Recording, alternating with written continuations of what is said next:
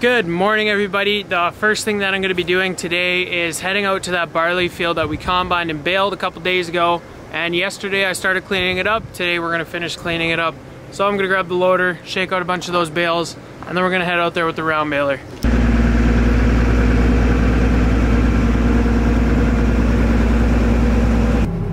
So that's a broken bale right there, and I basically just got to shake it out enough so that it's possible to go over it with the round baler.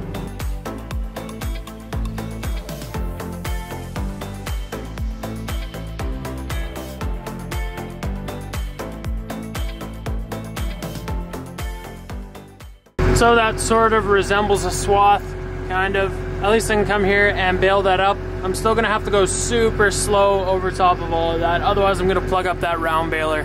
So the next order of business this morning is I gotta go out to this wheat field and pick up a straw bale. When I first opened up the field, started baling that wheat straw, I noticed a pretty bad smell. I smelled the skunk, so I kind of figured there's a skunk bailed up in one of the bales. Obviously it's dead, but since we're gonna be feeding these bales, we need to keep that bale separate.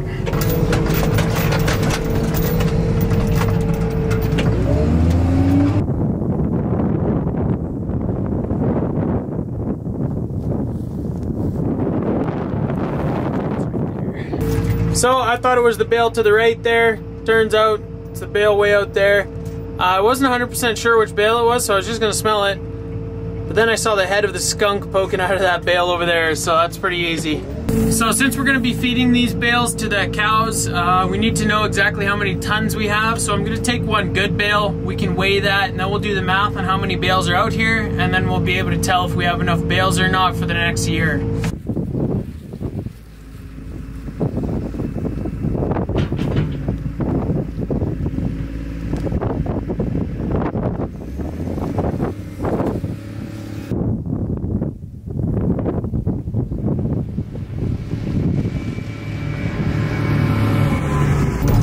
Skunk still stinks, man. Unreal. You'd think after it's dead it would quit smelling, but no, man. No, that thing still reeks. Whenever I gotta throw something in the dump and it's big and heavy, I like to lift the bucket up real high, let it smash down in there. Makes it a little bit more fun, you know. You gotta enjoy the little things in life. So I brought the wheel loader over to the feed bins here. My dad is just cleaning up all the concrete. There's a bunch of spilt grain on it.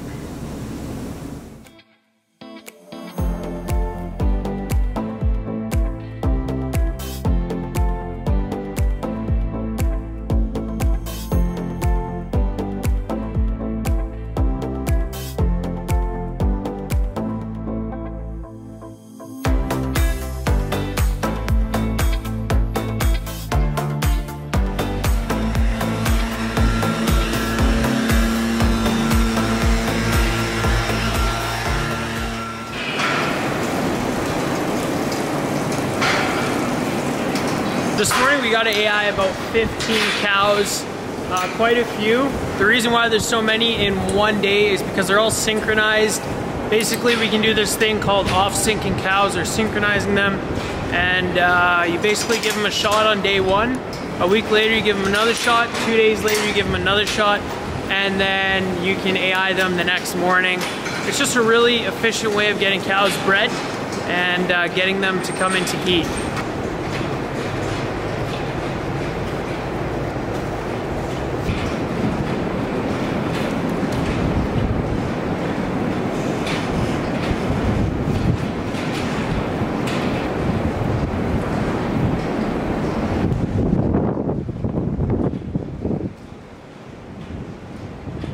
Well, a couple of them didn't really want to lock up as usual. There's always a couple that don't go and eat right away, so you gotta find a different way of locking them up. But we got them all AI'd, so.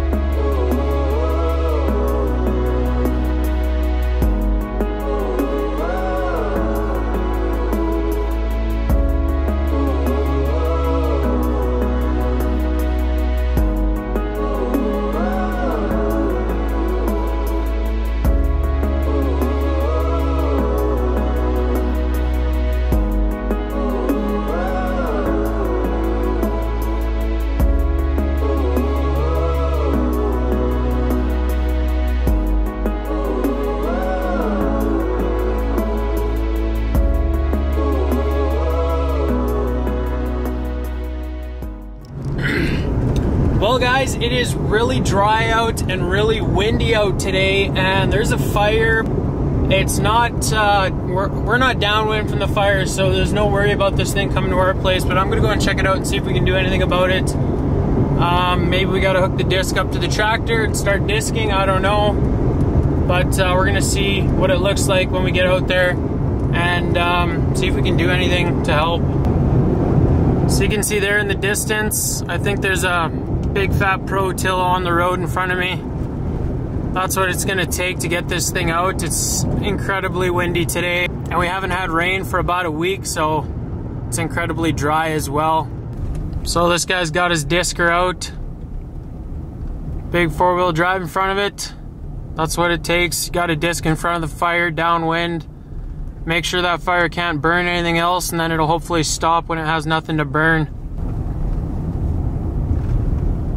Right here you can see it jump the road. A little bit of pavement isn't going to stop this thing.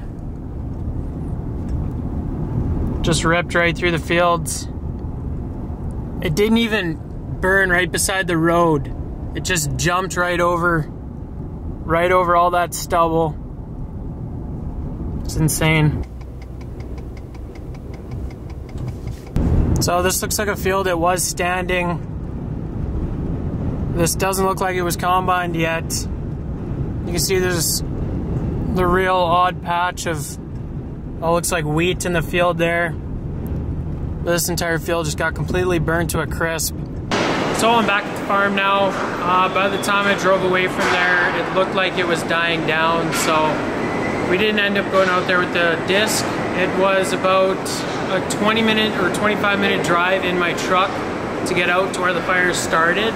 And that means it would have taken me over an hour to get where the fire started. And by the time I got out there, I probably would have had to drive another half an hour or an hour just to get in front of that fire. So it didn't really make sense for us to start heading out there.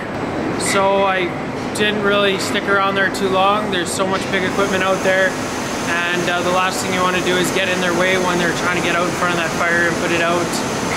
I remember when I was quite a bit younger, probably 5 or 6 years old, we had a fire that was really close to our farm, and we were downwind of that fire, and it was heading straight for our farm. And I went to town. My parents sent me to a friend's place, and they stayed out here, and it wasn't that late in the year, so there was still quite a few green crops. If it was this time of year, you know, you never know, it probably would have came out here.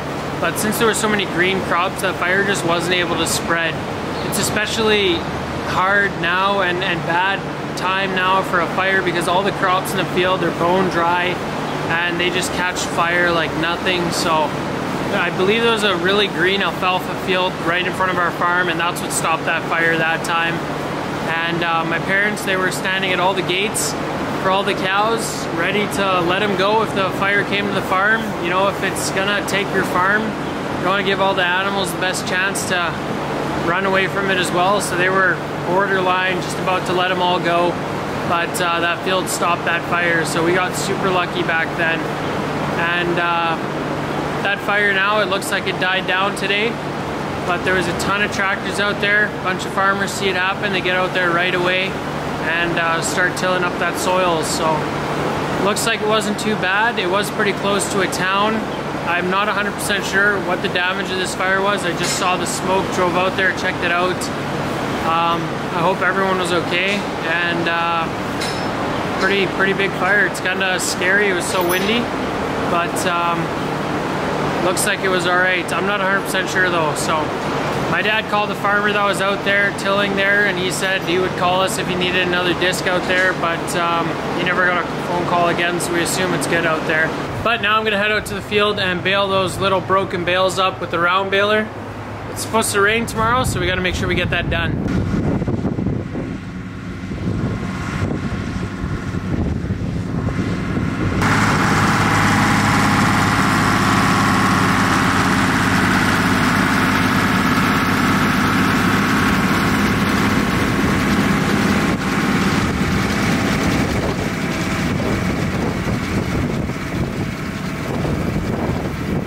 that is going to be it for today's video, guys. If you enjoyed, be sure to hit those like and subscribe buttons down below. Check out the Instagram at SaskDutchKid, and I hope to see you guys in the next video. Thanks for watching.